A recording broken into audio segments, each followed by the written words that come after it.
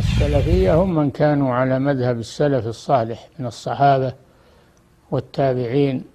بسم الله والحمد لله والصلاة والسلام على رسول الله وعلى آله وصحبه ومن والاه أما بعد. On commence aujourd'hui donc le deuxième jour de ce séminaire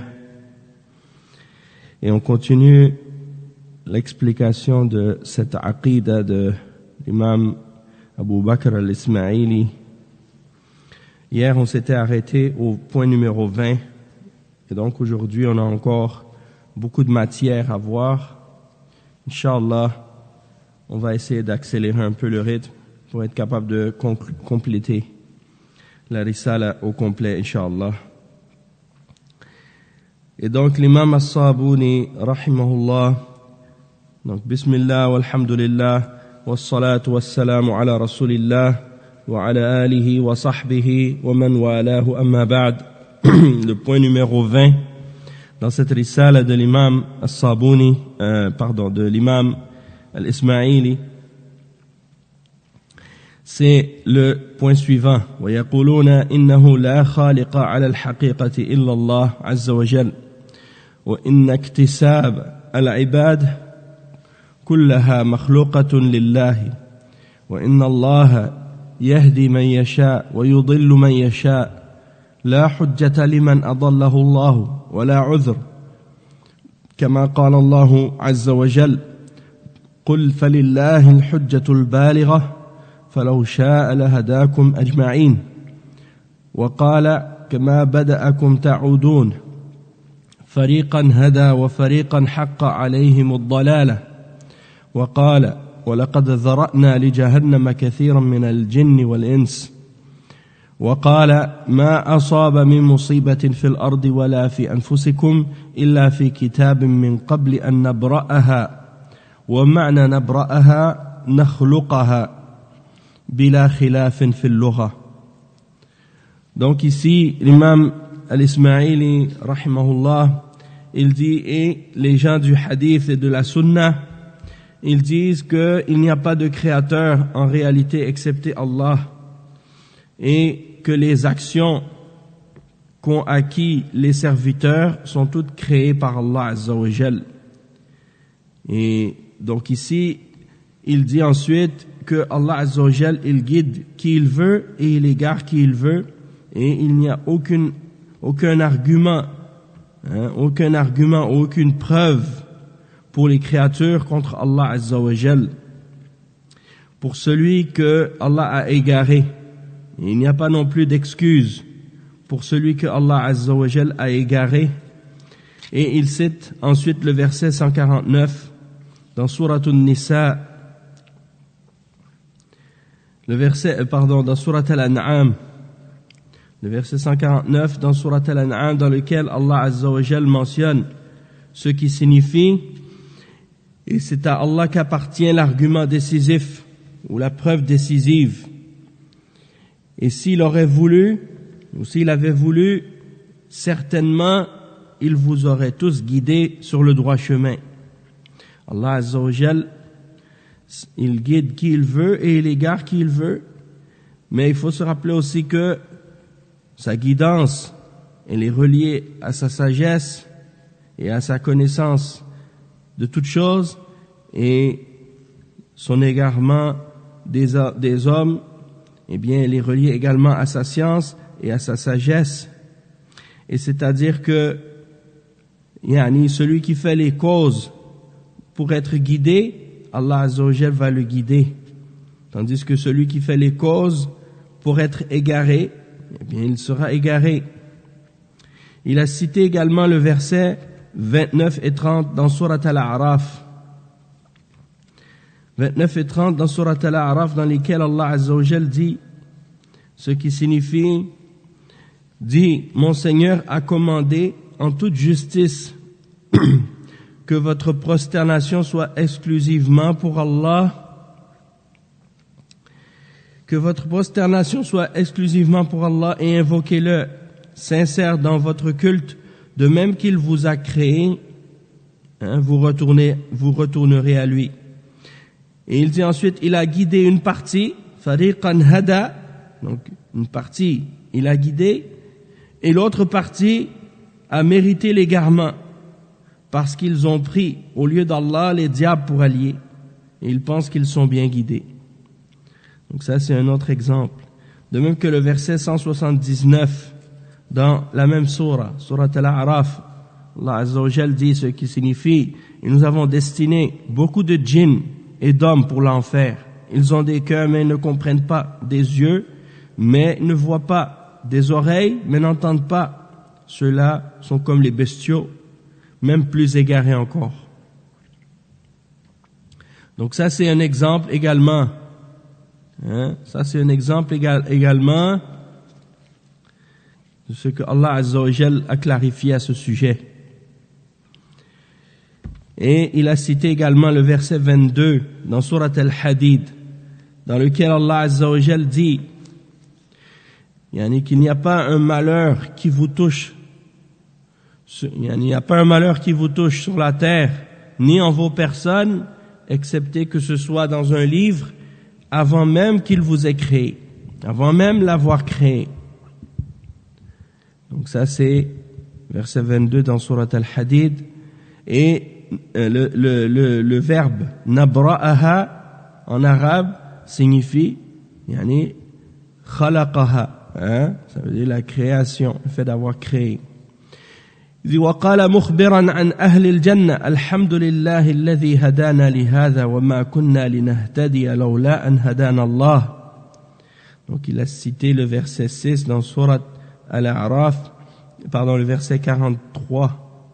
Verset 43 dans Surat Al-A'raf, dans lequel Allah Azza wa Jal dit à propos des gens du paradis, ils disent louange à Allah, celui qui nous a guidés à ceci, et nous n'aurions pas pu être guidés si ce n'est de la guidance d'Allah. Également le verset 31 dans Surat Al-Ra'd que le Cheikh a cité ensuite, law yasha Allahu lahada an-nas jami'a. Si Allah aurait voulu, il aurait guidé tous les hommes. Et le verset 118 dans Surat Hud, ولو شاء ربك لجعل الناس أمة واحدة ولا يزالون مختلفين إلا من رحم ربك ولذلك خلقهم. Donc ici Allah Azza wa Jal dit, si ton Seigneur aurait voulu, il aurait créé les hommes en une seule communauté, en une seule communauté de croyants, mais ils continuent à diverger, excepté celui à qui Allah a fait miséricorde, celui à qui ton Seigneur a fait miséricorde. Donc ça c'est en fait les versets dans lesquels il y a la preuve que Allah Azza wa Jal, c'est lui qui guide et c'est lui qui égare, et que la guidance et l'égarement est selon sa volonté, selon sa prédestination. Mais comme on l'a expliqué également, il ne faut pas oublier aussi que ça c'est relié à sa science et à sa sagesse. Et donc Allah Azza wa Jal, il égare celui qui mérite d'être égaré, et il guide celui qui mérite d'être guidé par rapport aux causes qu'ils ont fait pour l'un ou pour l'autre. Ensuite, le point suivant, le point 21, l'imam al-Ismaili rahimahullah, il dit وَيَقُولُونَ إِنَّ الْخَيْرَ وَالشَّرَّ وَالْحُلْوَ وَالْمُرْ بِقَضَاءٍ مِّنَ اللَّهِ عَزَّ وَجَلَّ أَمْضَاهُ وَقَدَّرَهُ لا يملكون لأنفسهم ضرا ولا نفعا إلا ما شاء الله.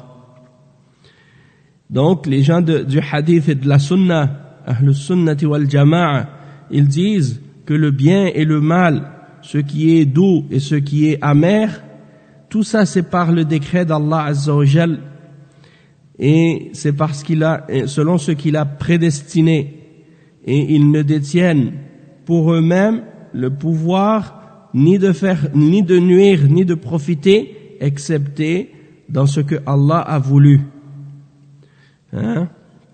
Donc ça c'est un point important. Et ces points-là ont un lien avec la question de la prédestination et de la création des actes des serviteurs.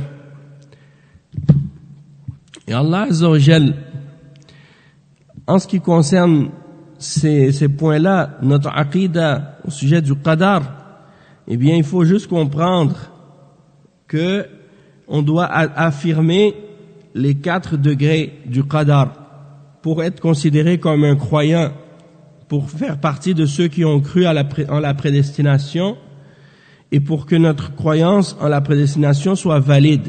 Il faut accepter et croire en les 4 degrés du qadar. Et ces 4 degrés sont les suivants.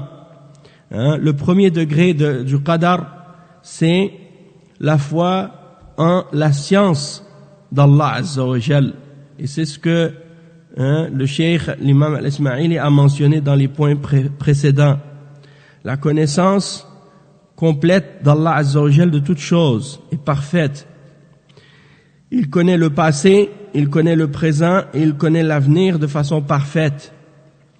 Et il a également la connaissance de ce qui s'est produit dans le passé, de ce qui se produit actuellement et de ce qui va se produire dans l'avenir. Et tout ce qui arrive dans la création, il l'a su et il l'a su éternellement. Et on dit que même ce qui s'est pas produit, si cette chose s'était produite, comment elle se serait produite et comment elle serait arrivée, Allah Azza wa Jal la connaît parfaitement également. Donc il connaît ce qui est et il connaît ce qui n'est pas également. Et Allah Azza wa Jal, le deuxième degré de la prédestination, c'est par rapport à l'écriture, al-kitaba, c'est-à-dire que tout ce qui se produit dans la création et tout ce qui existe a été écrit 50 000 ans avant la création des cieux et de la terre, comme le prophète sallallahu alayhi wa sallam l'a mentionné dans le hadith authentique. Et donc, tout est écrit. Et comme il mentionne dans un autre hadith, il dit « Rufi'at al-aqlam wa jaffat as-suhuf » la plume, l'encre a séché et la plume a été levée. Donc tout ce qui a été, tout ce que Allah a voulu, il l'a écrit. Et tout ce qui va arriver jusqu'à la fin des temps a été écrit dans la table préservée, qu'on appelle en arabe al-lawh al-mahfouz. D'accord? Et dans al-lawh al-mahfouz, tout a été écrit 50 000 ans avant la création des cieux et de la terre. Donc la destinée de l'humanité, elle est déjà écrite. Et ça, c'est le deuxième degré de la foi en la prédestination. Le premier, c'est la science d'Allah Azza wa Jal. Le deuxième, c'est l'écriture. Tout a été écrit. Et le troisième degré de la prédestination, c'est al-mashi'a. Al-mashi'a, c'est-à-dire la volonté d'Allah Azza wa Jal. Et c'est-à-dire que tout ce qui se produit dans la création, c'est voulu par Allah Azza wa Jal. Il n'y a rien qui sort de sa volonté. Que ce soit bien ou que ce soit mal, c'est par la volonté d'Allah. Ma sha'Allahu kan wa ma lam yasha' lam yakun. Ce que Allah veut est et ce qu'il ne veut pas n'est pas. Et quand on dit que Allah Azza wa Jal veut tout ce qui se produit dans la création, que ce soit bien ou mal, il faut comprendre une chose, c'est que Allah Azza wa Jal, tout ce qu'il a créé, dans tout ce qu'il a créé, il n'y a pas un mal pur. C'est-à-dire que même dans ce qui peut nous sembler mauvais, il faut savoir qu'il y a dedans un bien. Et que Allah Azza wa Jal, le mal qu'il a créé, il l'a créé dans un but qui est bon et dans une sagesse. Donc, même Iblis, le diable, il y a un bien dans le sens qu'il l'a créé dans un but qui est bon et c'est dans une sagesse d'éprouver et de tester les hommes et de distinguer entre ceux d'entre eux qui méritent le paradis et ceux d'entre eux qui ne méritent pas. Et pour tester les hommes, d'accord, et le mal ou les péchés, exactement, le shirk et le kufr, c'est Allah Azza wa Jal qui l'a voulu dans une sagesse. Mais il ne faut pas confondre entre le fait que Allah ait voulu ces choses et le fait qu'il les aime, puisqu'il n'aime pas ce qui est mauvais ou ce qui est haram.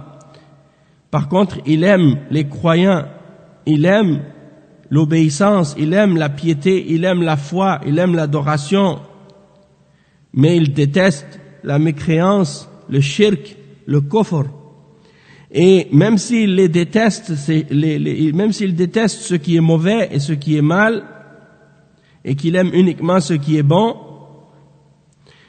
eh bien, il faut savoir qu'il a permis à ces choses qui sont mauvaises d'exister dans un but qui est bon et dans une sagesse selon son plan. Et donc, il faut comprendre cet aspect-là, c'est très très important parce que certains ont dévié dans les questions de la prédestination parmi les gens de Bid'ah. Et donc, les gens de la Sunna sont dans le juste milieu en ce sujet-là, tandis que les gens de Bid'ah ont dévié et ils sont tombés dans un des extrêmes. Et on va revenir à ça, on va en parler un peu plus en détail peut-être un peu plus tard. Le point 21, wa yaquluna, donc on a dit le bien et le mal, le doux et la mer, tout ça c'est par le décret d'Allah et par sa prédestination. Et ils ne détiennent le pouvoir ni de nuire ni de profiter, excepté selon ce que Allah a voulu. Et le dernier degré de la prédestination, c'est yani al-khalq, la création. C'est-à-dire que tout ce qui existe, eh bien, dans tout ce qui existe, il n'y a rien qui sort de la création d'Allah, que ce soit bon ou mauvais. Même les actions que les hommes font et ce qu'ils font comme action, c'est Allah qui l'a créé. Allah il dit dans le Coran, Wallahu khalaqakum wa ma ta'malun. Allah vous a créé ainsi que ce que vous faites. Contrairement aux Mu'tazila et aux Qadariya qui disent les hommes créent eux-mêmes leurs actions. D'accord? Donc ça c'est important aussi de comprendre. Donc les 4 degrés en résumé, le premier c'est la science, le deuxième c'est l'écriture, le troisième c'est la volonté et le quatrième c'est la création. Il n'y a pas plusieurs créateurs avec Allah. Il n'y a qu'un seul créateur et c'est Allah et il a tout créé. Il n'y a pas comme le disent par exemple les Majus qu'il y a un créateur pour le bien puis un créateur pour le mal. Il y a un seul créateur et il a tout créé. Et en même temps aussi, c'est pas comme les chrétiens par exemple qui parfois s'imaginent que il y a un Dieu du bien qui est Allah, puis le Dieu du mal qui est le diable, qui est son rival, et qui font la guerre ensemble, l'un contre l'autre. Non. Le shaitan, c'est le rival de l'homme. C'est l'ennemi de l'homme. Et non pas le rival d'Allah Azza wa Jal. Allah n'a aucun rival. Aucun rival. Et personne ne peut s'opposer à Allah Azza wa Jal. Personne ne peut affronter Allah Azza wa Jal.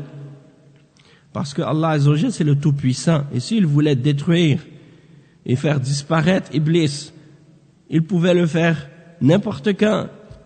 Mais il le laisse pour une sagesse, il lui a laissé un délai. Il lui a laissé un délai et un terme fixé, dans lequel il va régler son compte, et le compte de toutes les créatures d'ailleurs, au jugement dernier. Donc ça c'est important de le comprendre aussi. Le point 22, l'imam al-Ismaili, il dit wa innahum fuqara'u ila Allah azza wa jal la ghina lahum anhu fi kulli waqt. Donc ils sont indigents, ils ont besoin d'Allah, ils sont pauvres Ils ont besoin d'Allah Azza wa Jal, comme Allah le dit dans le verset 15 dans Surat Fatir. Il dit Ya ayyuhan nas antumul fuqara'u ila Allah wallahu huwal ghaniyyul hamid. Oh, vous les hommes, vous êtes les indigents, ceux qui êtes pauvres, hein, vis-à-vis d'Allah, vous avez besoin de lui. Tandis que Allah, il est celui qui est riche et qui se suffit à lui-même et qui est digne de louange. Donc ils ne peuvent se passer de lui en tout temps. Ils ont besoin de lui en tout temps. Le point numéro 23, وَإِنَّهُ عَزَّ وَجَلْ يَنزِلُ إِلَى السَّمَاءِ عَلَى مَا صَحَّ بِهِ الْخَبَرَ عَنْ رَسُولِ اللَّهِ صلى الله عليه وسلم بالاعتقاد كيف فيه. Et les gens de la sunna et du hadith, ils croient que Allah Azza wa Jal descend vers le dernier des cieux, comme cela a été rapporté authentiquement, des narrations et des informations qui nous sont venues du prophète, du messager d'Allah sallallahu alayhi wa sallam, et ils croient en cela sans chercher le comment à son sujet, c'est-à-dire sans demander comment Allah descend, ou sans poser des questions au sujet du comment, puisqu'on ne peut pas connaître le comment. Et on n'essaie pas non plus d'imaginer comment il descend au dernier des cieux. Mais il faut comprendre qu'il descend d'une manière qui lui convient. Et qui convient à sa grandeur, qui convient à sa perfection et à sa majesté. Et comme l'imam al-Bukhari l'a rapporté selon Abi Huraira, le messager d'Allah sallallahu alayhi wa sallam a dit Yanzilu Rabbuna kulla laylatin ila sama'i dunya hina yabqa thuluth al-layl al-akhir. Donc, votre Seigneur descend chaque nuit au dernier des cieux, et lorsqu'il reste un tiers de la nuit, et il demande aux créatures, il demande, qui veut me demander pardon pour que je lui pardonne? Qui veut me demander quelque chose pour que je lui donne? Donc, tout ça, c'est des choses importantes, à comprendre, parce qu'il y a des gens de bid'a, comme les Asha'ara et les Maturidiyya, sans compter les Jahmiyya et les Mu'tazila, eux qui nient que Allah descend chaque soir, chaque nuit, et qui disent non, c'est l'ange qui descend, c'est pas Allah, ou qui disent c'est le commandement d'Allah qui descend, ou ils essaient d'interpréter par quelque chose d'autre que la descente d'Allah Azza wa Jal. Et tout ça c'est batil, tout ça c'est faux. C'est Allah Azza wa Jal qui descend, tel que le prophète sallallahu alayhi wa sallam l'a mentionné clairement. D'accord? Et il n'y a en cela aucune imperfection. Aucune imperfection puisque Allah Azza wa Jal, toutes ses actions sont parfaites.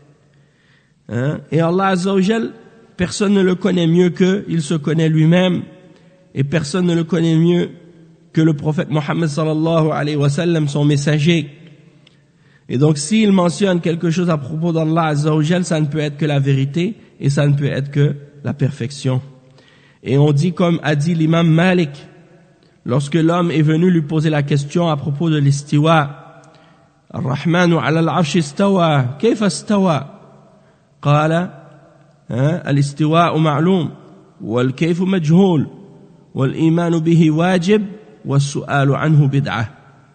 L'imam Malik, quand l'homme est venu lui poser la question, quand le tout miséricordieux, Allah Azza wa Jal, s'est élevé sur son trône, il dit, mais comment s'est-il élevé sur son trône? Alors l'imam Malik était très en colère après avoir entendu cette question, il était très en colère, et il a dit, sache que l'élévation d'Allah sur son trône, elle est connue. Et le comment de cela est inconnu à nous. On ne le connaît pas. Wal imanu bihi wajib, et d'y croire est une obligation, et la question à son sujet est une innovation. C'est-à-dire la question à propos du comment. Donc la signification de l'istiwa, elle est connue dans la langue arabe, elle est claire. Et les salafs l'ont expliqué, et les spécialistes de la langue arabe classique, ils ont dit à l'istiwa, ça veut dire s'élever.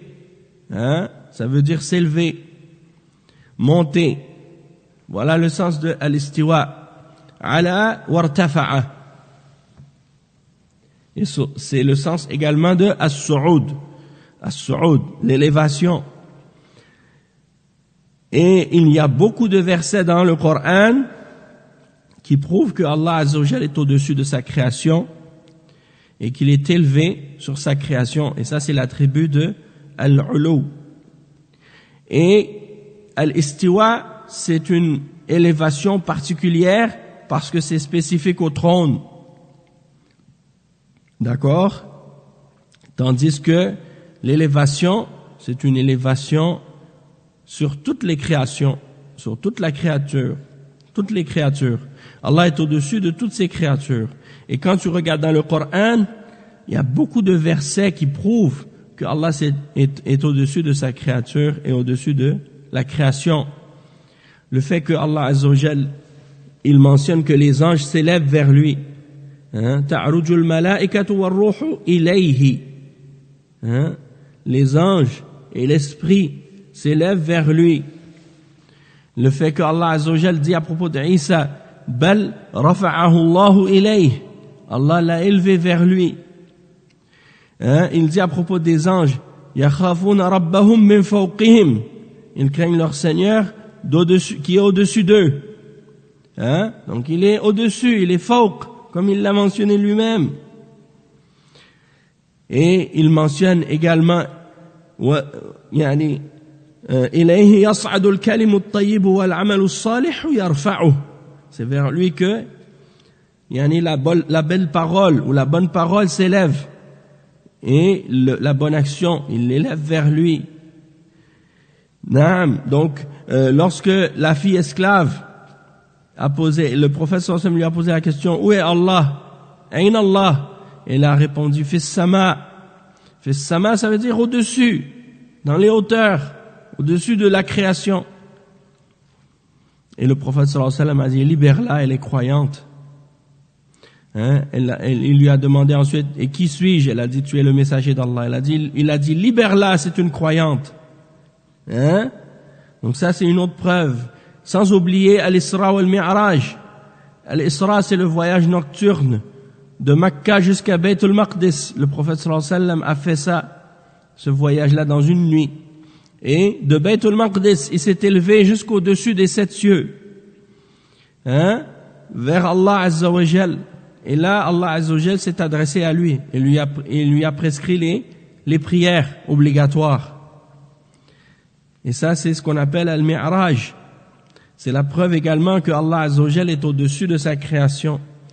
Et il y a d'innombrables preuves dans la raison, ainsi que dans la fitra. Lorsque les hommes ont besoin d'invoquer Allah Azza wa Jal et d'adorer Allah Azza wa Jal et de lui demander, ils lèvent leurs mains vers le ciel, pour s'adresser à lui. Pourquoi? Parce qu'ils savent que Allah Azza wa Jal est au-dessus de sa création. Et dans Khutbatul Wada', le discours d'adieu, le prophète sallallahu alayhi wa sallam, il pointait vers le ciel en disant, oh Allah, sois témoin. Et il levait son doigt vers le ciel. Donc, tout ça, c'est des preuves, et il y en a beaucoup d'autres. Il y en a des centaines et des milliers de preuves à ce sujet-là. Alhamdulillah.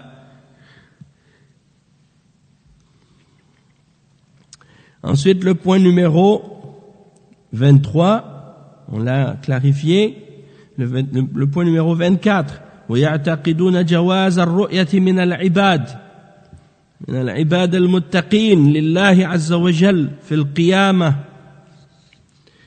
دون الدنيا ووجوبها لمن جعل ذلك ثوابا له في الآخرة قال وجوه يومئذ ناظرة إلى ربها ناظرة وقال في الكفار كلا إنهم عن ربهم يومئذ لمحجوبون فلو كان المؤمنون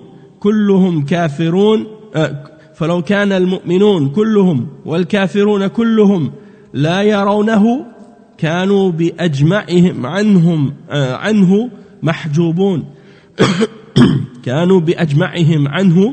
محجوبون وذلك من غير اعتقاد. Donc il dit ensuite وذلك من غير اعتقاد التجسيم في الله ولا التحديد له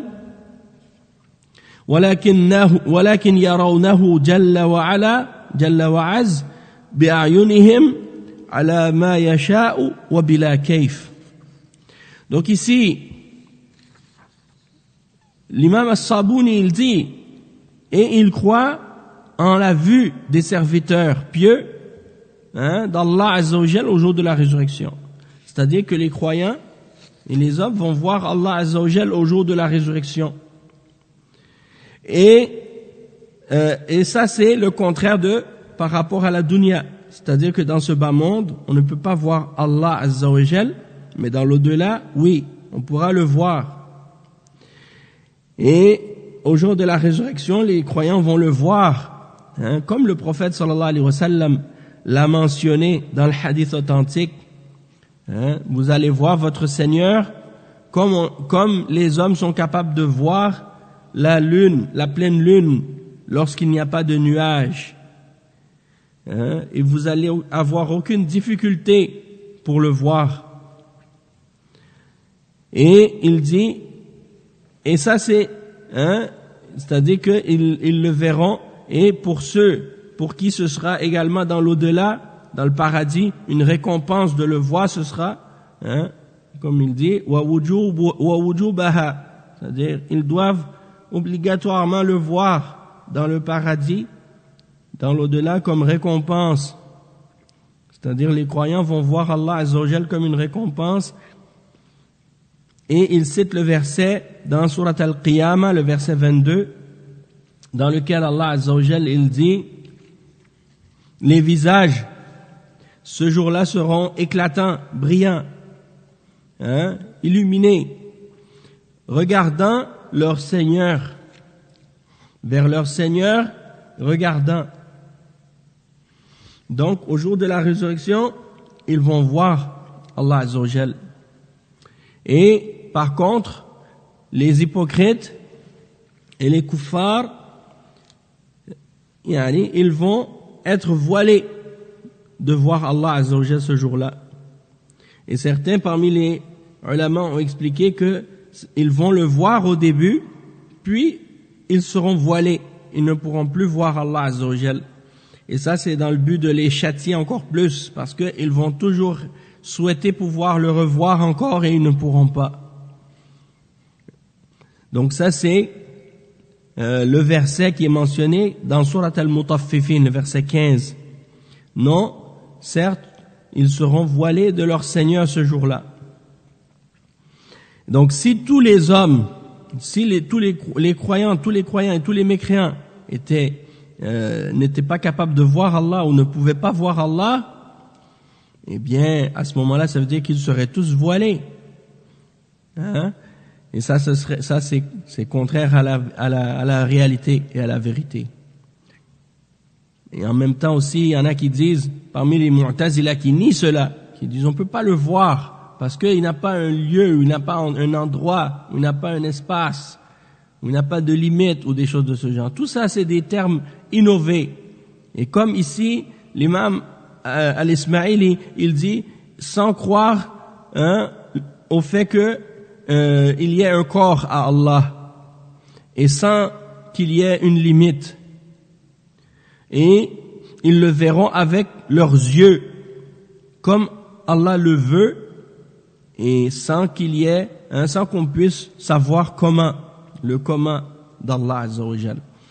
Donc il faut savoir que dans l'emploi de ces termes, At-Tajsim et At-Tahdid, ça, c'est des termes innovés. C'est des termes qui ne peuvent pas ou qui n'ont pas le droit d'être employés quand on parle d'Allah Azza wa Jal. Ça fait partie des termes employés par les gens de Kalam.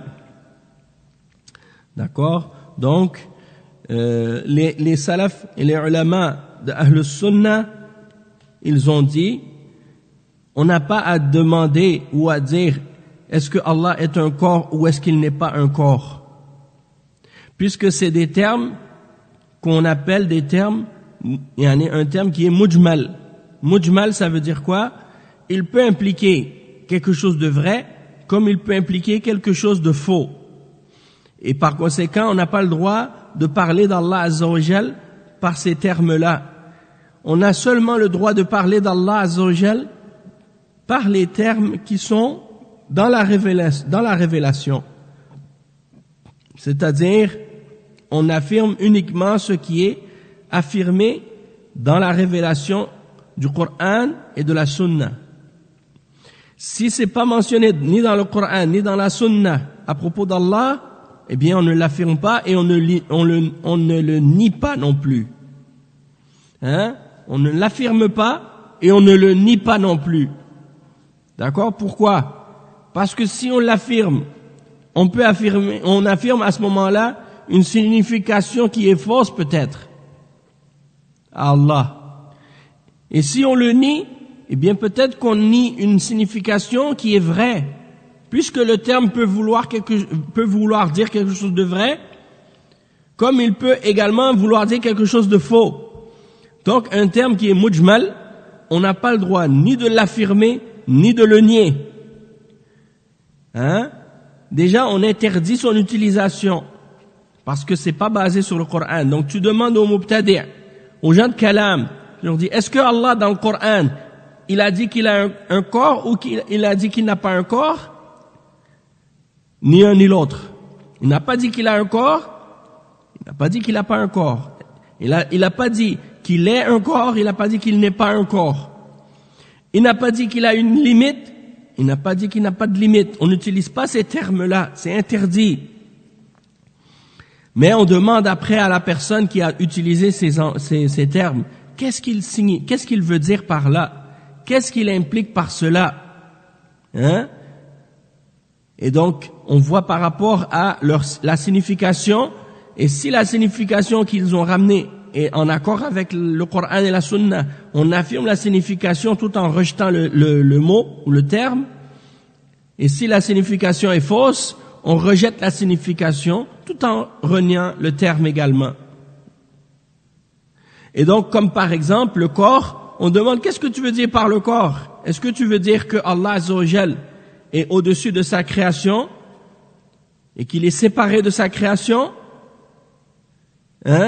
Au-dessus de son trône? Si c'est ce que tu veux dire et qu'il a son être est séparé de ce qu'il a créé, si tu veux dire ça, alors dans ce cas-là, c'est une signification qui est vraie. Mais si tu veux dire par un corps quelque chose qui est créé ou qui ressemble à la création, à ce moment-là, on va dire ça c'est batil, c'est faux. Et si tu veux dire par limite que Allah Azza wa Jal, il est entouré et cerné par sa création à l'intérieur d'un espace créé, alors là, on va dire non, ça c'est faux, ça c'est batil.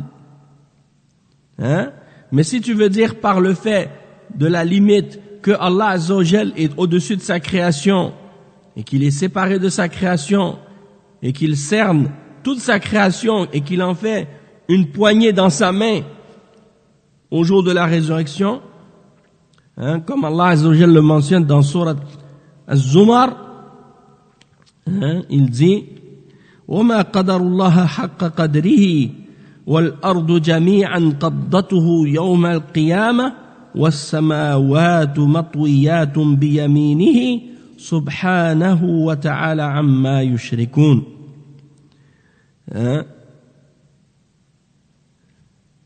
Donc dans Surat Az-Zumar, Allah Azza wa Jal, il mentionne, il dit وَمَا قَدَرُ اللَّهَ حَقَّ قَدْرِهِ وَالْأَرْضُ جَمِيعًا قَبْضَتُهُ يَوْمَ الْقِيَامَةِ. C'est le verset 67 dans Surat Az-Zumar. Il dit, et ils n'ont pas estimé Allah Azza wa Jal comme il le mérite, tandis qu'au jour de la résurrection, il fera de la terre entière une poignée, et les cieux seront pliés dans sa main droite. Gloire à lui, il est au-dessus de ce qu'il lui associe, de ce qu'il lui donne comme associé et du shirk qu'ils font avec lui. Donc comment quelqu'un parle de limite alors que Allah Azza wa Jal tient tout ce qui existe dans sa main droite, comme si c'était un grain de sel dans la main de l'un d'entre nous, comme l'a dit Abdullah ibn Abbas, radiyallahu anhu. Hein? Et l'emploi de termes comme corps ou tajsim ou des choses comme ça, ça n'a aucune place. Et ça, hein, c'est incorrect. Bien entendu, c'est une erreur d'avoir employé ces termes-là de la part de l'imam al-Ismaili, mais il a voulu ici, hein, réfuter les shubuhat des gens de kalam. Mais il s'est trompé dans l'emploi de ces termes-là, puisque ces termes-là n'ont pas le droit d'être employés. Et donc quand il dit ensuite « et ils verront leur Seigneur avec leurs yeux », ça réfute qu'est-ce que les gens de kalam prétendent, que c'est pas possible de voir Allah Azza wa Jal, hein, parce qu'il y en a parmi eux qui disent qu'il est partout, ou qu'il est dans tout, et qu'il est tout, comme certains soufis qui croient en wahdatul wujud. Donc pour eux, ils croient que c'est impossible de voir Allah, puisqu'ils disent Allah et la création, c'est une seule chose. Hein, il n'y a pas de différence entre le créateur et la créature. Et ça, c'est du kufr. C'est la pire forme de kufr. Allah al-Musta'an. C'est le panthéisme des hindous et des bouddhistes, hein, et des mushrikines et des kuffars et des athées. Parce qu'ils nient l'existence distincte d'Allah Azza wa Jal. C'est pourquoi les salafs, ils disaient que Allah Azza wa Jal, il est au-dessus de son trône, et il est séparé de sa création. Et l'imam Ahmad, rahimahullah, quand il a posé la question, hein, quand il a débattu avec les Jahmiyyah, qui nient que Allah est au-dessus de son trône, au-dessus de sa création, eux ils ont dit, toi tu donnes un espace et un endroit à Allah. Il a dit, écoute, il a dit aux gens de bid'a, ces gens-là, il leur a dit, quand Allah a créé les cieux et la terre, et la création, est-ce qu'il l'a créé? Il y a trois possibilités. Il a dit, soit qu'il les a créés à l'intérieur de lui-même, et ça c'est du kufr, parce qu'il n'y a rien de créé à l'intérieur d'Allah Azza wa Jal. Ou il a dit, soit qu'il les a créés à l'extérieur de lui-même, puis qu'il les a mis à l'intérieur par la suite. Et ça aussi c'est du kufr, parce que ça implique qu'il y ait en Allah, qu'il y ait des créatures ou des choses créées. Et la troisième possibilité, la troisième option, c'est que Allah a créé sa création à l'extérieur de lui-même. Et il dit, et c'est ça la vérité. Allah Azza wa Jal, il a créé sa création à l'extérieur de lui-même. Et lui, il est au-dessus de sa création. Et il cerne sa création, il enveloppe sa création, il la prend, il en fait une poignée au jour de la résurrection et il plie les cieux, hein, dans sa main droite. Donc Allah Azza wa Jal, il est le plus grand, hein, et il est séparé de sa création, il n'est pas mélangé à sa création, contrairement à ce que prétendent les chrétiens, les hindous, les bouddhistes et les soufis parmi les gens de Wahdatul Wujud. Le point suivant, le point numéro 25, ويقولون إن الإيمان قول وعمل ومعرفة يزيد بالطاعة وينقص بالمعصية ومن كثرت طاعته أزيد إيمانا ممن هو دونه في الطاعة. Donc ça c'est un point important aussi parmi les points qui ont rapport avec al-iman, la définition de la foi selon Ahl Sunnati wal Jama'a. Et les gens qui ont dévié à ce sujet-là sont les Khawarij et les Soufiyya, hein, les Khawarij et les Murji'ah qui ont dévié au sujet de al-iman. Donc les gens de Ahl Sunnati wal Jama'a, ils définissent la foi comme étant une parole, une action et une connaissance. On dit une connaissance, et aussi dans d'autres expressions, dans d'autres définitions, ils disent wa al-i'tiqad, une croyance. Hein? La foi, c'est une parole, une action et une croyance qui augmente avec l'obéissance et qui diminue avec le péché. Et donc, celui dont les obéissances, hein, les actes d'obéissance sont plus grands, plus nombreuses, eh bien, sa foi est plus grande que celui qui est en dessous de lui dans l'obéissance. Donc ça, c'est la définition de la foi selon Ahl al-Sunnati wal Jama'a. Et donc, ça vient en contradiction avec la croyance des gens de l'égarement parmi les Murji'ah et les Khawarij. Et eux, les Murji'ah, ils ne considèrent pas les actions comme faisant partie de la foi. Hein? Ils ne considèrent pas les actions comme faisant partie de la foi, et certains même, ils ne considèrent pas la parole non plus comme faisant partie de la foi. Ils disent la foi c'est seulement soit comme les Jahmiya qui disent que c'est la connaissance. Donc pour eux, Iblis était un croyant, de même que Pharaon, hein, parce qu'il savait que Allah existe. Même Iblis pour eux est un croyant parce qu'il sait que Allah existe. Donc ça c'est de l'égarement total. Puis il y a ensuite les Murji'ah, comme parmi les Asha'ira, les Maturidiyya, ils disent que la foi c'est seulement at-tasdiq, c'est-à-dire de croire avec le cœur. Donc si tu crois avec le cœur, c'est suffisant. Même si tu ne fais aucune action, même si tu fais tous les péchés. Et ils disent que la foi, elle n'augmente pas et elle ne diminue pas. C'est une chose qui est statique, qui est fixe. Hein? Soit tu l'as ou soit tu l'as pas. Et donc celui qui fait tous les péchés du monde et qui ne fait aucun acte obligatoire, pour eux, il est aussi croyant que les prophètes et les messagers et les anges, hein, du moment qu'il est croyant dans son cœur. Et ça, c'est de l'égarement. Donc ils disent, eux, que la foi, elle n'augmente pas, elle ne diminue pas, c'est-à-dire qu'entre les hommes, il n'y a pas de différence dans la croyance. Et ils croient que les actions n'ont pas de lien avec la foi. Et donc les bonnes actions et les péchés n'affectent pas du tout la foi. Ça c'est les Murji'ah. Tandis que les Khawarij, eux, ils considèrent la même chose que les actions. Eux c'est l'autre extrême. Ils disent que les actions c'est un tout, et les actions font partie de la foi, mais si tes actions diminuent, eh bien ta foi elle disparaît au complet. Elle diminue complètement, c'est-à-dire que tu sors de la foi. Si tu cesses de faire les actions, ou si tu manques, si tu as une baisse dans tes actions, ta foi elle disparaît complètement.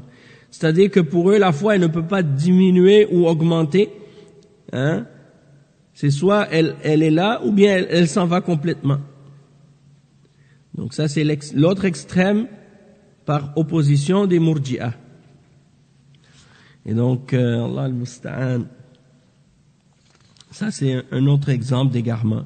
Le point suivant, le point numéro 26, وَيَقُولُونَ إِنَّ أَحَدًا مِنْ أَهْلِ التَّوْحِيدِ وَمَنْ يُصَلِّي إِلَى قِبْلَةِ الْمُسْلِمِينَ لَوْ ارْتَكَبَ ذَنْبًا أو ذنوبا كثيرة صغائر أو كبائر مع الإقامة على التوحيد لله والإقرار بما التزمه وقبله عن الله فإنه لا يكفر به ويرجون له المغفرة يغفر ما دون ذلك لمن يشاء.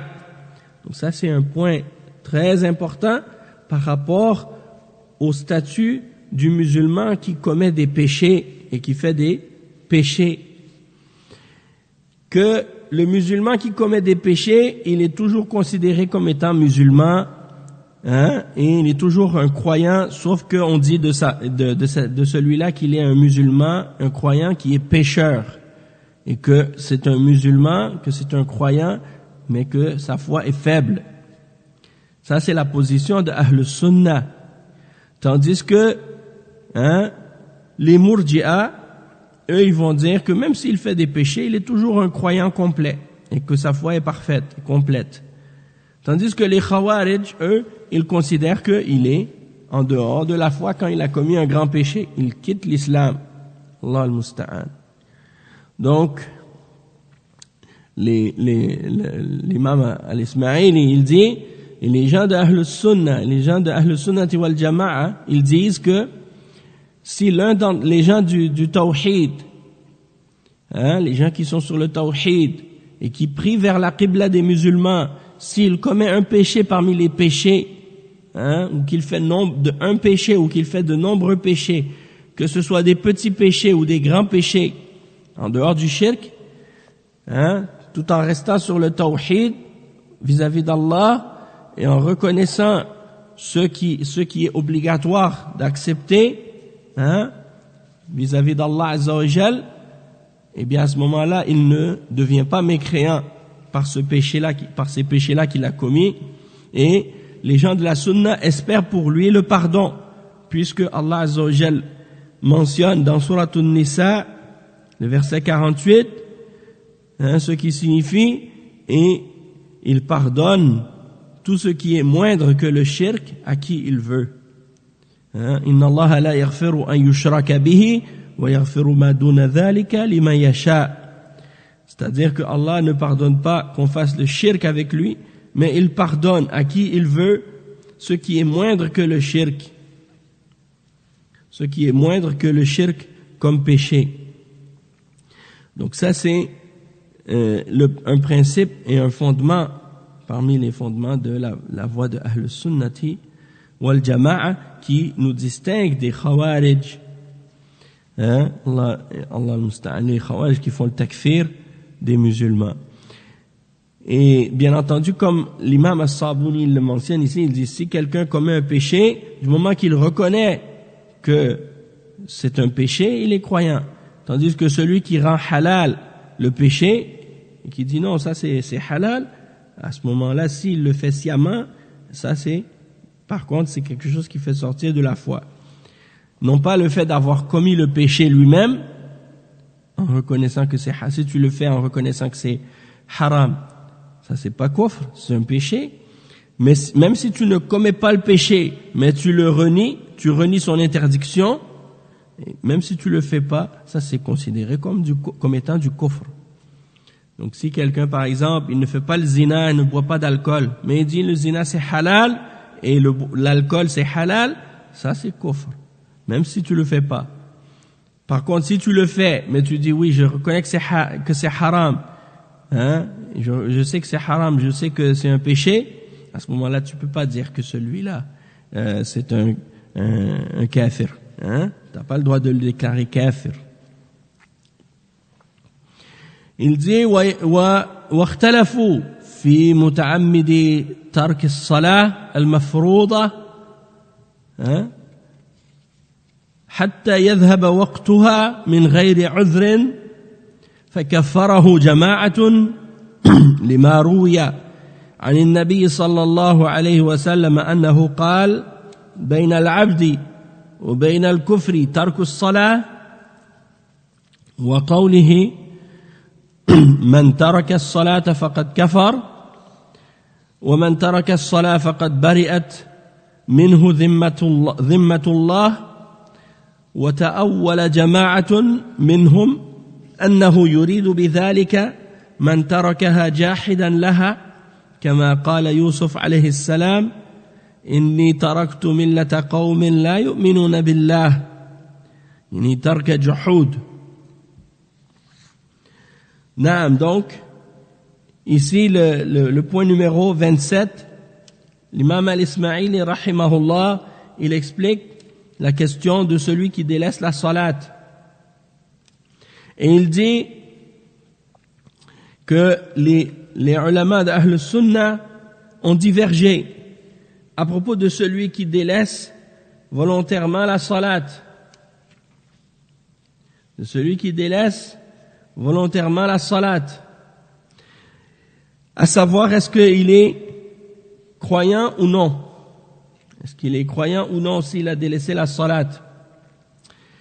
Et il dit, il y a un groupe d'entre les savants de Ahl Sunnah qui disent que si la personne elle a délaissé la salat volontairement et intentionnellement, il est kafir à cause du hadith du prophète sallallahu alayhi wa sallam qui dit بين الرجل وبين الكفر والشرك ترك الصلاة, entre le serviteur et entre la mécréance et le shirk, il y a le délaissement de la salat.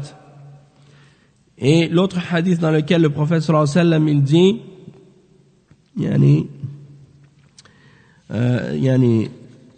à propos de la salat, man taraka as-salat faqad kafar, celui qui délaisse la salat il a renié la foi. C'est le hadith al-ahdu alladhi baynana wa baynahum as-salat faman tarakaha faqad kafar. Et il a cité un autre hadith également dans lequel il dit celui qui a délaissé la salat, eh bien c'est comme s'il a annulé l'entente ou le serment qu'il a donné à Allah Azza wa Jal. Et dans ces narrations-là, donc eux ils se basent là-dessus pour déclarer celui qui délaisse la salat, qui délaisse la salat volontairement. Et il faut comprendre une chose ici, c'est que les ulama, quand ils parlent de délaisser la salat, eh bien il faut comprendre qu'il y en a, par exemple, quand ils parlent de délaisser la salat, ils parlent de celui qui, parce qu'il y a ceux qui renient l'obligation de la salat. Celui qui renie l'obligation de la salat, tous les savants sont d'accord pour dire qu'il est kafir. Ça, il n'y a pas de divergence. Puis, il y a celui qui délaisse la salat par rejet de l'obligation. Donc, celui qui délaisse la salat par rejet de son obligation, lui, il est kafir. Il n'y a pas de divergence entre eux. Tandis qu'il y en a d'autres parmi les ulama qui délaissent, et il y en a d'autres parmi les ulama qui ont mentionné par rapport à celui qui délaisse la salat par négligence ou par paresse. C'est à son sujet que les savants ont divergé. C'est à son sujet que les savants ont divergé, et non pas à propos de celui qui la délaisse par la négation, ou par le rejet. Donc celui qui délaisse la salat par négligence ou par paresse, eh bien ils ont interprété les hadiths qu'on a lus comme étant celui qui la délaisse par négation. Donc ils ont dit que celui qui la délaisse pas par négation, eh bien lui son kufr est un kufr mineur. Son kufr est un kufr mineur et non pas un kufr majeur. Et c'est ça, en fait, la divergence. Et c'est la majorité des ulama de Ahl Sunnah qui considèrent justement que celui qui délaisse la salat sans renier son obligation, et par paresse et par négligence, mais qui la néglige, eh bien, il n'a pas quitté la foi. C'est la position de l'imam Abu Hanifa, la position de l'imam Malik et la position de l'imam Al-Shafi'i. Tandis que l'imam Ahmad, il y a deux positions qui ont été rapportées de sa part. Cette position et l'autre, la position de celui qui la néglige, il est kafir, et la position aussi du fait que il ne quitte pas la foi tant qu'il n'a pas renié son obligation. Ces deux positions ont été rapportées de l'imam Ahmad, et même que l'imam Ibn Qudama, rahimahullah, il ramène cette position-là de l'imam Ahmad comme étant l'opinion correcte dans Al-Mughni, après une longue discussion sur le sujet. Le point suivant, c'est le point 28. Le point 28, l'imam Al-Ismaili, il dit « Wa qala kathirun minhum » إن الإيمان قول وعمل والإسلام فعل ما فرض ما فرض على الإنسان أن يفعله إذا ذكر كل اسم على حدته مضموما إلى الآخر فقيل المؤمنون والمسلمون جميعا أو مفردين أريد بأحدهما معنى لم يرد بالآخر وإن ذكر أحد الاسمين شمل الكل وعمهم.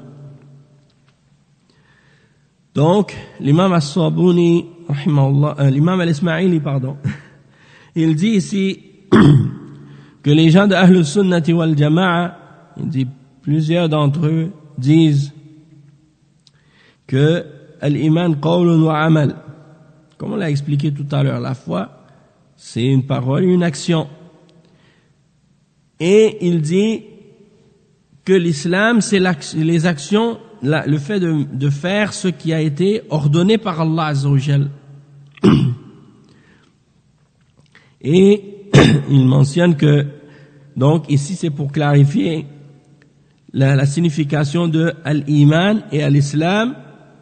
Et les ulama, ils ont expliqué, comme l'imam ici il l'explique, que ce sont deux termes, s'ils sont employés ensemble dans un même verset ou dans un même hadith, quand les deux se retrouvent réunis dans un même verset ou dans un même hadith, alors chacun aura une signification spécifique. La foi, l'iman, va être relié aux éléments de la croyance, et l'islam va être relié aux éléments de la pratique, des actions.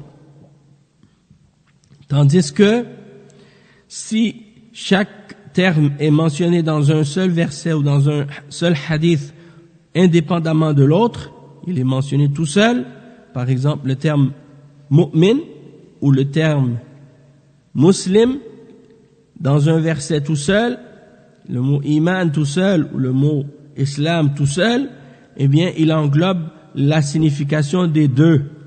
Il englobe à ce moment-là la signification des deux. Et c'est ça ce que les ulama ont expliqué en disant que إذا اجتمع افترقا وإذا افترقا اجتمعا. C'est-à-dire si les deux termes sont mentionnés séparément dans deux textes séparés, ils se réunissent dans leur signification, l'un englobe l'autre, la foi et les actions, et si ils sont mentionnés ensemble dans un même texte, alors à ce moment-là, ils se séparent dans leur signification, chacun aura une signification qui lui est spécifique et particulière. Le point numéro 29,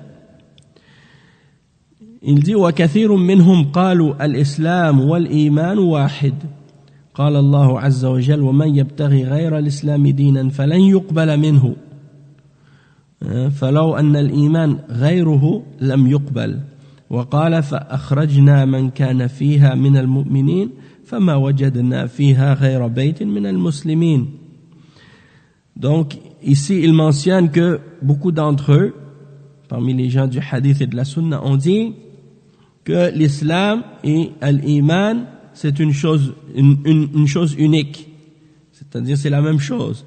Et il mentionne le verset dans Surat Al-Imran, verset 85, dans lequel Allah Azza wa Jal dit ce qui signifie « Et quiconque cherche autre que l'islam comme religion, ce ne sera pas accepté de lui. » Et donc, le cheikh, il dit ensuite, si la foi était autre chose que l'islam, eh bien, ça ne serait pas accepté.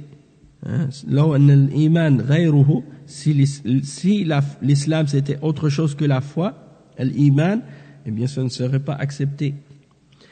Et qu'est-ce qu'il veut dire par là? Il veut dire que, dans ce verset-là, le terme islam, il a la même signification que le terme iman.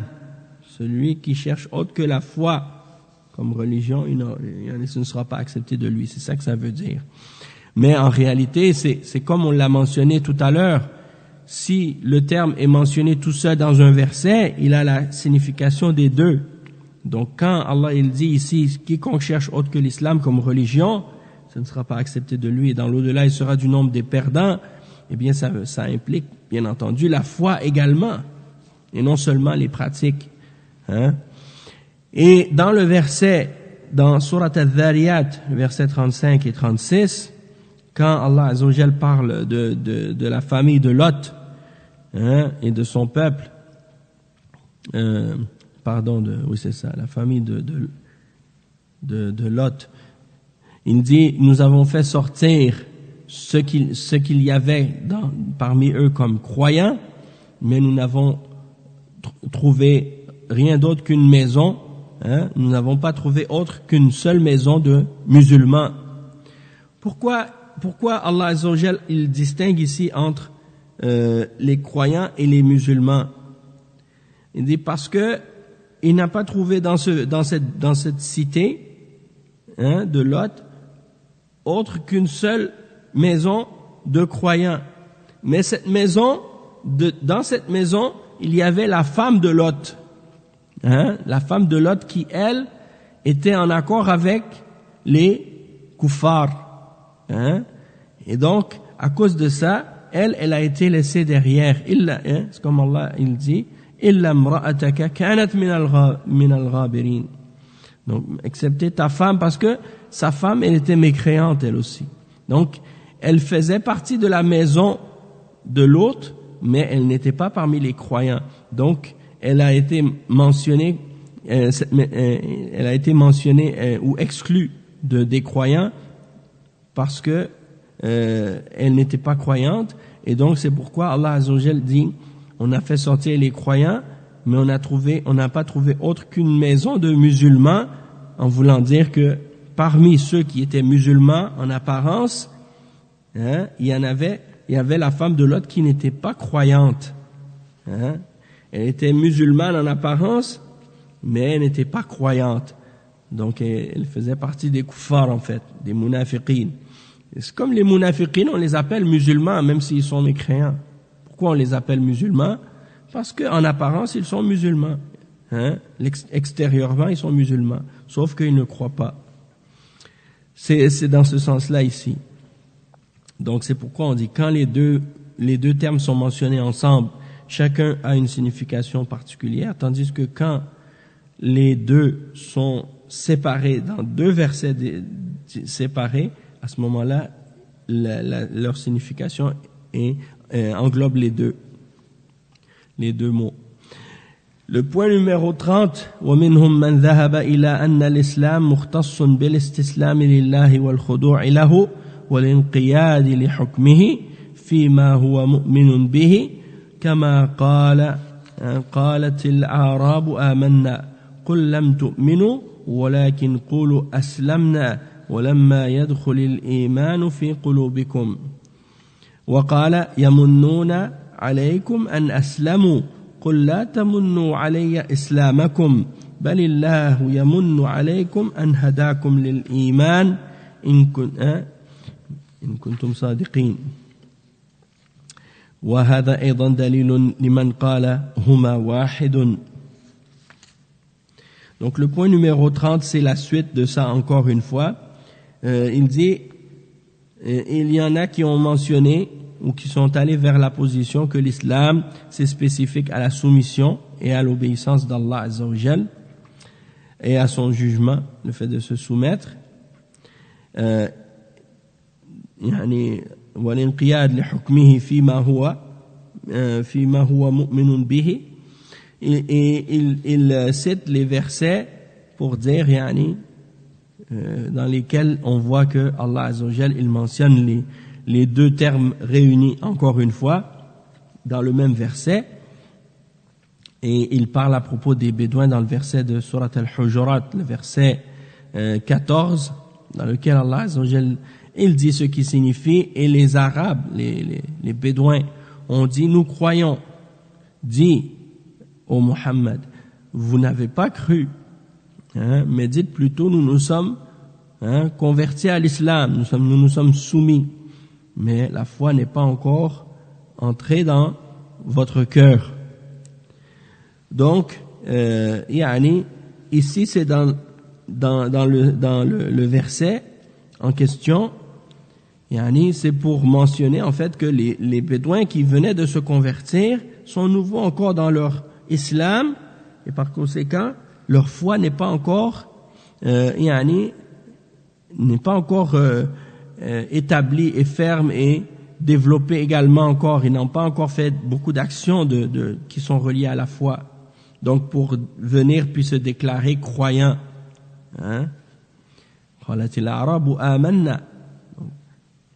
Donc pour dire que tu es croyant alors que tu sais que tu as encore beaucoup de manques, beaucoup de défauts, beaucoup d'ignorance, par opposition aux Sahaba qui ont été convertis depuis le début et qui ont été éprouvés et qui ont passé plein d'épreuves et de tests avec succès et qui ont prouvé leur sincérité et leur foi, et toi tu viens de te convertir et puis tu dis déjà moi je suis mu'min comme si je suis au même degré que eux, ça c'est une sorte de prétention en fait, hein?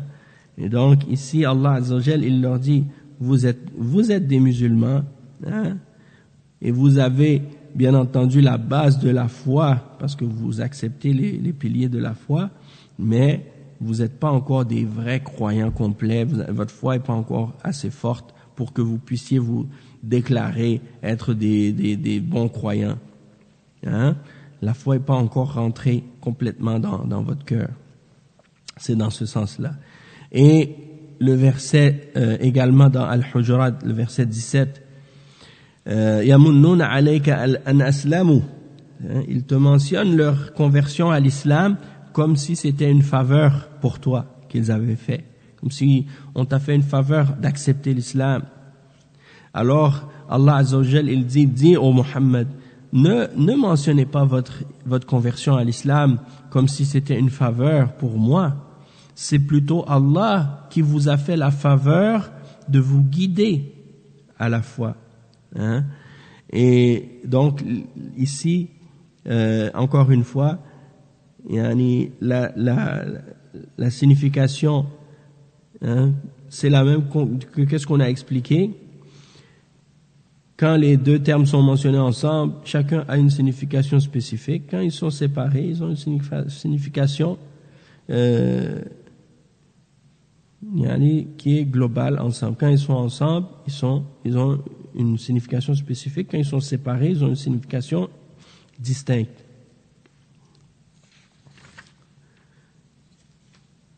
Naam. Le point suivant. Attendez, là je vais voir parce que combien de temps il me reste. C'est possible que je pense pas qu'on ait le temps de la compléter ou de la terminer cette risala parce que on est à la moitié seulement et puis il nous reste seulement que quelques minutes. Donc on va faire ce qu'on peut et puis lorsque ce sera le temps de s'arrêter, on va s'arrêter Inch'Allah. Le point numéro 31, وَيَقُولُونَ إِنَّ اللَّهَ يُخْرِجُ مِنَ النَّارِ قَوْمًا مِنْ أَهْلِ التَّوْحِيدِ بِشَفَاعَةِ الشَّافِعِينَ. Donc le point 31, ça c'est un point important aussi, qui est relié à l'intercession au jour de la résurrection pour les musulmans, les gens du tawhid, hein, les intercesseurs vont intercéder pour lui. Et le point suivant, وَإِنَّ الشَّفَاعَةَ حَقٌّ وَإِنَّ الشَّفَاعَةَ حَقٌّ, et que l'intercession est vérité. وَإِنَّ الْحَوْضَ حَقٌّ وَالْمِيزَانَ حَقٌّ وَالْحِسَابَ حَقٌّ. Donc tout ça, c'est pour affirmer différents éléments de ce qui va se produire au jour de la résurrection. Donc premièrement, que Allah va faire sortir de l'enfer des gens, parmi les gens du tawhid, par l'intercession des intercesseurs.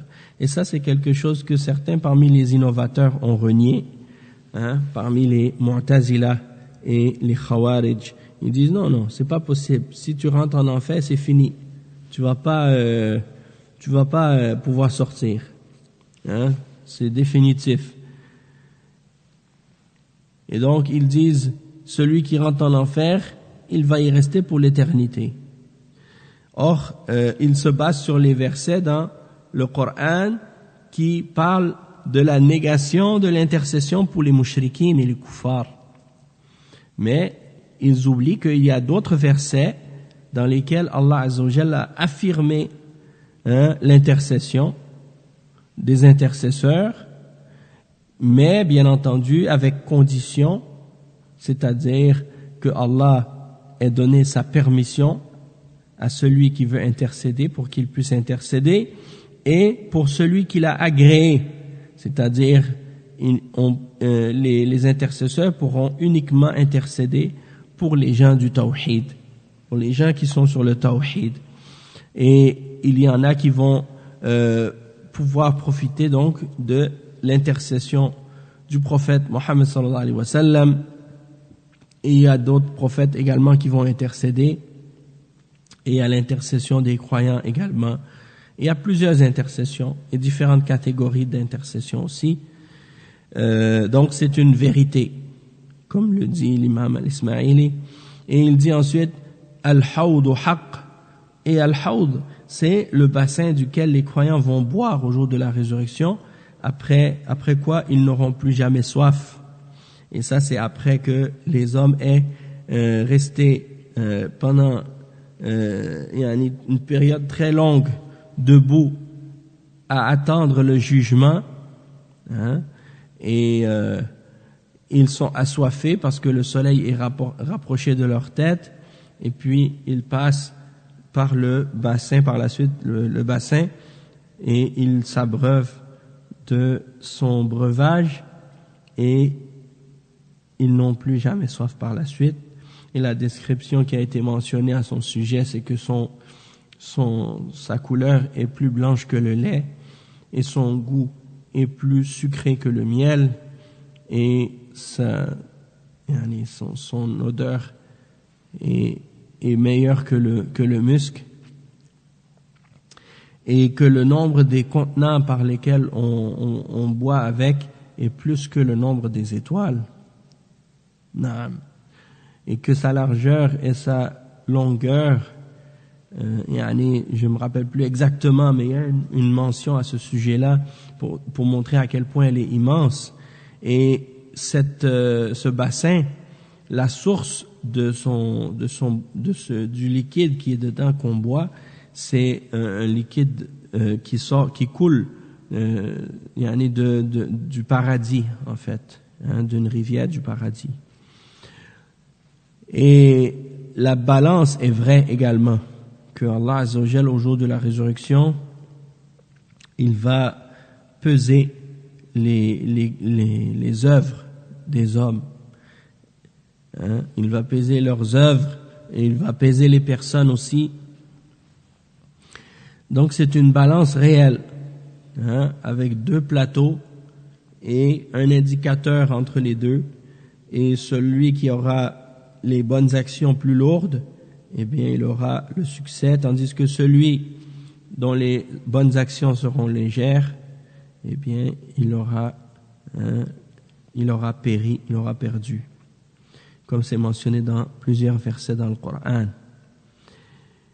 Et le jugement, hein, le jugement est vérité. Donc, c'est une vérité. Allah va juger entre les hommes. Il va faire les comptes.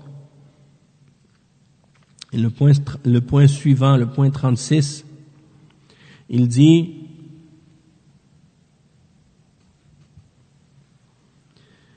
ولا يقطعون على أحد من أهل الملة أنه من أهل الجنة أو أنه من أهل النار لأن علم ذلك مغيب عنهم ولا يدرون على ماذا يموت على الإسلام أم على الكفر ولكن يقولون إن مات على الإسلام متجنبا للكبائر والأهواء والآثام فهو من أهل الجنة لقوله تعالى إن الذين آمنوا وعملوا الصالحات ولم يذكر عنهم ذنبا أولئك هم خير البرية جزاؤهم عند ربهم جنات عدن ومن شهد له النبي صلى الله عليه وسلم بعينه بأنه من أهل الجنة وصح له ذلك عنه فإنهم يشهدون له بذلك اتباعا لرسول الله صلى الله عليه وسلم وتصديقا لقوله. Donc ici c'est le fait que on ne peut pas dire de façon définitive et certaine à propos des musulmans ou à propos des gens de la religion de l'islam qui sera parmi eux au paradis et qui sera en enfer. On ne peut pas dire qui va aller au paradis, qui va aller en enfer. de façon certaine. Parce que cela est caché. On ne connaît pas la réalité à ce sujet. Et on ne sait pas sur quoi la personne va mourir à la fin de sa vie. Donc si la personne, elle meurt, on ne sait pas, est-ce qu'elle va mourir, quand elle va être sur l'islam ou sur le kufr? Non. Mais on dit, si il meurt sur l'islam, en s'écartant des grands péchés, des passions, des innovations et des péchés, à ce moment-là, il sera parmi les gens du paradis. Il meurt sur le tawhid, il s'est éloigné des péchés, des grands péchés et des passions et des innovations, alors il mérite le paradis à ce moment-là. On dit qu'il sera au paradis. Parce que Allah Azza wa Jal dit dans le Coran, ceux qui ont cru et qui ont fait des bonnes œuvres, il n'a pas mentionné des péchés. Ceux-là, c'est les meilleurs de la création, leur rétribution auprès de leur Seigneur sera les jardins d'Éden. Donc, qu'est-ce que ça veut dire? Ça veut dire que ceux-là, ça c'est les croyants dont la religion est complète, la foi est complète et les bonnes œuvres sont complètes. Ceux-là, en principe, s'ils meurent sur ça, ils méritent le paradis. Donc, on espère pour eux. Et celui qui meurt sur les péchés, la désobéissance et l'innovation, on craint pour eux. C'est le contraire, on craint pour eux. Mais on ne peut pas dire de façon définitive qui sera au paradis, qui sera en enfer. On ne sait pas qu'est-ce qu'il y a dans le cœur des gens. Et le point suivant, le point 37, celui pour qui le prophète sallallahu alayhi wa sallam a mentionné de façon spécifique qu'il sera parmi les gens du paradis et que ça a été rapporté de façon authentique à son sujet, alors oui, on va témoigner à son sujet qu'il sera au paradis. Et on le dit en suivant l'exemple du prophète sallallahu alayhi wa sallam et parce qu'on croit en ce qu'il a dit. Donc il y a les 10 mentionnés par le prophète sallallahu alayhi wa sallam comme étant promis au paradis, et il y en a d'autres également qui ont été rapportés dans la sunna comme étant parmi les gens du paradis. Ceux-là, on est obligé de l'affirmer et de croire qu'ils sont parmi les gens du paradis. Toutefois, en dehors de cela, on n'a pas le droit d'affirmer qu'il sera au paradis. De même que pour l'enfer, on n'a pas le droit de mentionner à propos d'une personne qu'elle est en enfer, excepté s'il y a une preuve à ce sujet-là, que la personne est en enfer, comme par exemple Abu Lahab, Tabbat yada Abi Lahab wa tab. Donc il y a la preuve pour Abu Lahab ainsi que pour sa femme. À ce moment-là, on l'affirme. On dit oui, il sera en enfer, parce qu'il n'y a pas de doute. Le point numéro 38, وَيَقُولُونَ إِنَّ عَذَابَ الْقَبْرِ حَقٌّ يُعَذِّبُ اللَّهُ مَنِ اسْتَحَقَّهُ إِنْ شَاءَ وَإِنْ شَاءَ عَفَا عَنْهُ لِقَوْلِهِ تَعَالَى النَّارُ يُعْرَضُونَ عَلَيْهَا غُدُوًّا وَعَشِيًّا ويوم تقوم الساعة أدخلوا آل فرعون أشد العذاب فأثبت لهم ما بقيت الدنيا عذابا بالغدو والعشي دون ما بينهما حتى إذا قامت القيامة عذبوا أشد العذاب بلا تخفيف عنهم كما كان في الدنيا. وقال ومن أعرض عن ذكري فإن له معيشة ضنكا يعني قبل فناء الدنيا لقوله تعالى من بعد ذلك ونحشره يوم القيامة أعمى بين أن المعيشة الضنك قبل يوم القيامة. وفي معاينتنا اليهود والنصارى والمشركين في العيش الرغد والرفاهة في المعيشة ما يعلم به أنه لم يرد به ضيق الرزق في الحياة الدنيا لوجودنا مشركين في سعة من أرزاقهم وإنما أراد به بعد الموت قبل الحشر. Donc ici l'imam il explique qu'il faut croire également comme les gens de Ahl Sunnati wal Jama'a en le châtiment de la tombe et que c'est une réalité et que c'est une vérité et que Allah Azza wa Jal va châtier dans sa tombe celui qui mérite d'être châtié, et si il veut, il va l'épargner de cela. Et il dit, et ça c'est basé sur le verset dans le Coran, dans Surat Ghafir, le verset 46, dans lequel Allah Azza wa Jal dit à propos de la famille de Pharaon, à propos de Pharaon et de ses alliés, ils sont présentés au feu matin et soir, et le jour où sera établie l'heure du jugement dernier, eh bien on fera rentrer les fidèles de Pharaon ou les alliés de Pharaon dans le plus dur des châtiments. Et donc l'imam Al-Ismaili, il dit, Allah a affirmé que au matin et au soir, tant qu'ils sont c'est-à-dire jusqu'au jour de la résurrection, ils sont châtiés. Et qu'au jour de la résurrection, ils seront châtiés du plus dur châtiment, sans diminution, contrairement à la dunya. Donc, ça, c'est une preuve du châtiment de la tombe.